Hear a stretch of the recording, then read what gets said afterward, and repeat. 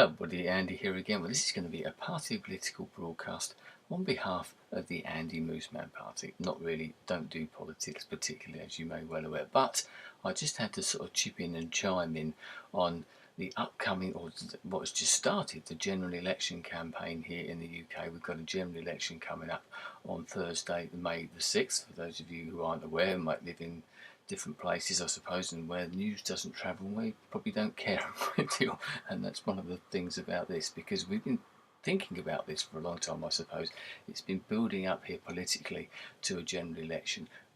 We do them slightly differently here to what you probably do in other countries, certainly in America, where you have fixed term of office, shall we say. Over here we have a 5-year term, but the person in charge, the government in charge, can actually call an election any time within that 5 years. Obviously there's an end date, and I think we're pretty close to that, but they could potentially call a snap election at any time. If there's a crisis and I think, oh, we're on top of the polls now, we'll give it a go.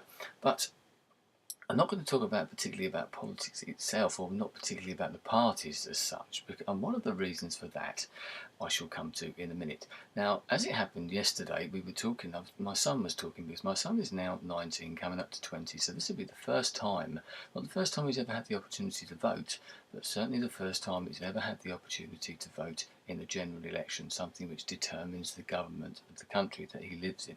And he said to me yesterday, he said, I don't know, he said, I don't know who to vote for. I said, well, I'm not going to tell you that. That's not my place to tell you how to vote. We had a little chat about it and about my political leanings, I suppose.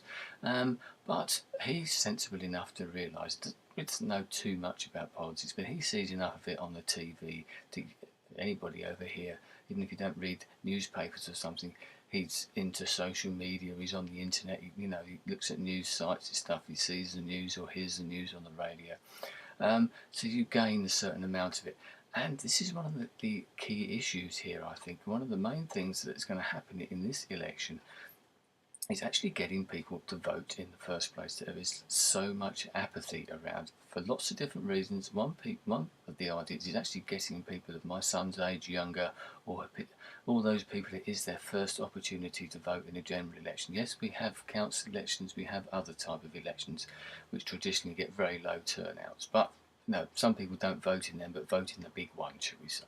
My personal opinion is, as I said to my son, I don't care who you vote for, that's entirely up to you. I want to see you vote. I want to see you get out there and sort of carry out your democratic right. Something that I've said, yes, okay, if you don't want to, that's fair enough. But I do really feel that you should do, because of all that's gone before and the way that people have fought for anybody to have a vote, whether it be women to have to vote, even commoners, shall we say, people who weren't part of the landed gentry all those years ago, who didn't have the chance to vote now. If I lived sort of 300 years ago, I wouldn't be able to vote. If you were a woman and lived 100 years ago, you wouldn't be able to vote, and that type of thing. So exercise that democratic right, because people have fought and people have died to give you that right in the first place. But as to who you're going to vote for, well, I said, I don't really know. I have my own political leanings, as I said. But now, more so than ever, I think, things have changed in the world of sort of politics, and there really isn't anything to choose between a lot of the parties, and I think that's one of the main things. In Britain, we have sort of three main parties, well, 2 plus 1, I suppose, if you want to be brutally honest about it. And we have several other sort of niche fringe parties, if you want to call them that, sort of single interest parties, a fair amount of them are. So a lot of people might vote for them as a protest vote. If you vote for the smaller parties, you'll think, is it a wasted vote? And there's a good point that my son made actually yesterday, is that although we vote for our own constituency, as in America you probably vote for your own state elections or something, and probably any province or something wherever else you are as well, you're voting to influence the government. And I don't think there's many people, I'd be very surprised if there's more than about 10% of the people who actually vote thinking about what's happening in their local area. All they're thinking about is those main party leaders, Gordon Brown, David Cameron, Nick Clegg, and the other sort of fringe parties. They're thinking about those people really, and who they're potentially going to put into power, and the particular party and their policies that they're going to put into power, rather than the local issues. So in some ways, maybe they need to get real, and that's one of the points that I wanted to make. Is that I don't think a lot of the politicians now are getting real, and that's one of the reasons we have so much apathy over here now. Is so many more so than ever that people in the UK feel that the politicians are out of touch. Last year was a big year for politics, I think, over here, and public interest in politics, because we had quite a scandal about uh, the expenses that were given to MPs of every single denomination, every single sort of colour of political party. There was no party that wasn't touched. I don't think that was in the House of Commons that wasn't touched by scandal of some sort, and so it's tarred everyone with the same brush, and everybody now has an even lower expectation, respect, whatever you want to call it, for politicians than we've ever had before. Everybody seems to have that opinion. They're all exactly the same. They've all got their hands in, or their snouts in the trough or something. They're in there for what they can get. That's not a good thing, really, because we need people up there. After all, these people are effectively running the country. You need to have people out there who have got some sort of respect. Maybe that's a good opportunity here for a general election. A lot of these people are standing down, probably because they can't get their money, and that's a valid point. I think a lot of them are standing down because they realise they're not going to get away with what they got away with before. I don't think there's any doubt about that whatsoever. It's good to see the back of them.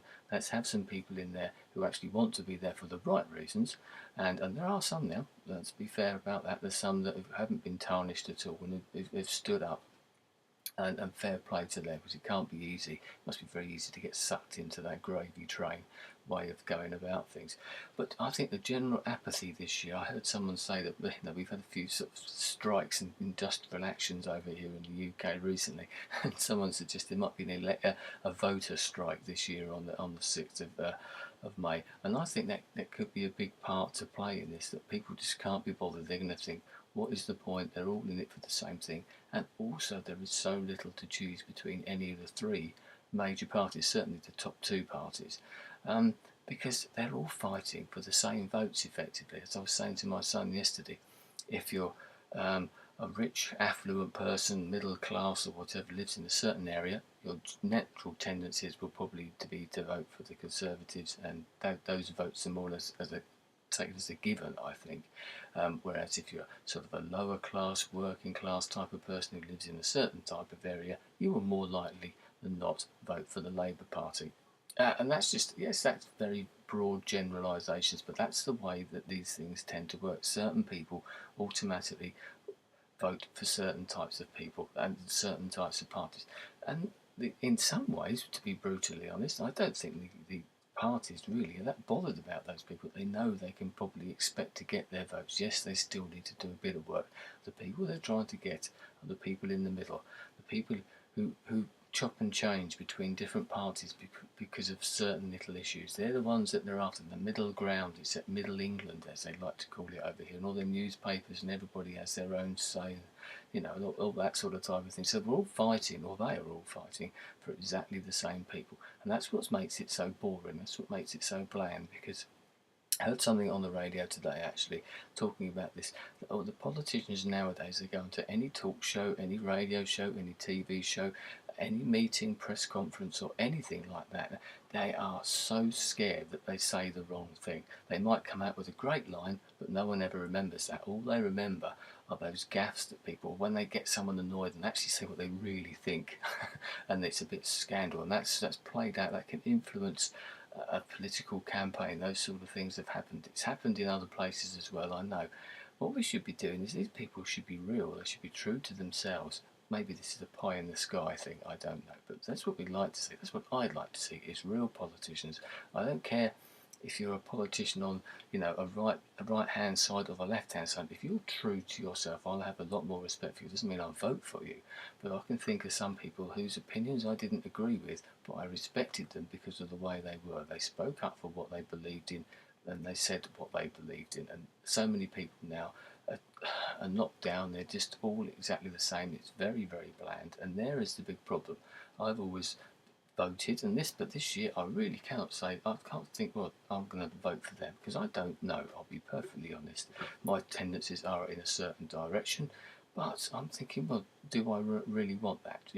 Is is there anything to choose between that person and that person, or any of them? I've voted for other people, fringe parties like the Green Party or something like that in the past, as like a sort of a protest vote, as if to say, I haven't got a clue, let's just vote for them anyway because I'm going to vote. But so there you go, some of those things. Another thing that's come out this year is everyone's going on about this being the sort of social media, the internet technology sort of revolution type of election campaign. Looking back at what President Obama did there, or certainly his campaign before he became president, that was a completely different thing from my understanding. That was a real grassroots thing that came up over several years because of what Obama had done before, and it was a money-raising effort as well. What we're talking about, a bit like some businesses do, they don't get it completely. They come in and try and cherry-pick certain aspects of it and expect it to work for them. All the people over here will be doing is sort of probably bombarding people with spam and setting up these stupid Facebook pages or something like that, and it won't be anything like the spirit that it was done in America, certainly. And I can see that sort of falling flat on its face and being a bit of an embarrassment. We've all seen it with YouTube videos that are certainly the two main party leaders, Gordon Brown and David Cameron, have done. They've got their own sort of channels on YouTube, and they have these sort of fawning, awful videos, and and it turns you off, to be perfectly honest. And I think that could work against some people, because people using social media sites are usually pretty savvy to this type of stuff. They're not stupid, and I think that's one of the issues that politicians seem to think that we can't form our own opinions and that we're all pretty stupid. The electorate are a lot more technically savvy, or political speak savvy, or whatever, I think, than what we're given credit for. And that's something they need to think about. So that will be an interesting idea. I may well do some more sort of vlogs on this as it goes away. But one thing that I am quite happy about, and you might be able to see sort of, no, Teddy's over there, he's back this way, isn't he? Do it that way. Yeah, there he is over there. He's got his passport ready, because one thing I'm very grateful for is I'm actually going to be away from the election campaign for very nearly 2 weeks of it, and I literally get home a couple of days before the general election campaign is finished, and for once I am really pleased about that, because I'm pretty bored with it now, because it's just become a slagging match. One of the things that annoys me more than anything, and this goes on, this is probably the same for party politics in most countries nowadays, because of the way that the media works, and as I said earlier, no one wanted to make mistakes or say the wrong thing, is that no one ever tells you what their policies are. No one ever tells you what they think, or if they're asked a question, they never answer the question. They always say what the other person's doing, or what the other person might do, or something like that. Once again, they lose a lot of respect from me in that. I saw that tonight on the BBC News, with the Prime Minister being asked a specific question, and he never answered it. He just kept going on, oh, we're going to do this, we're going to do that, or they're doing this and they will do that, not actually answering the question at all. There you go. I'd love to hear what it's like where you are, whether you feel the same as me, that sort of apathy thing, and whether you've got sort of people asking your advice, a bit like my son. Not so asking advice, but just talking about it, because he's never voted before. It's a big step, isn't it? It's entering a different world, and it's a big responsibility, really, when you think about it, that your vote does count, your vote can matter. Okay, the system that we've got here in the UK for voting is a bit does mean that your vote maybe doesn't count as much as it could do in other ways, but that's another topic as well. So I'm going to leave it there. I didn't intend this to be a very long vlog, but as per usual, when I start talking, I can't shut up. So this political broadcast has come to an end, and probably another one will come along in due course. Anyway, thanks for your time. I'll speak to you again soon. Goodbye.